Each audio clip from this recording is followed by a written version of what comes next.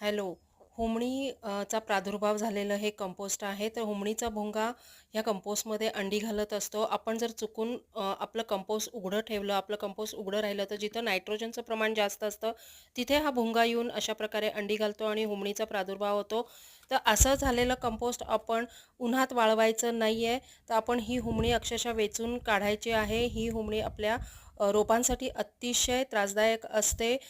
सगळी त्याची मुळं खाऊन अख्खं रोपच ते नष्ट करून टाकतं. अगदी चांगली मोठी असलेली रोपंसुद्धा ती नष्ट करून टाकतं. त्यामुळे अशी प्रत्येक वेचून काढायची आणि पाण्यात घालून ठेवायची.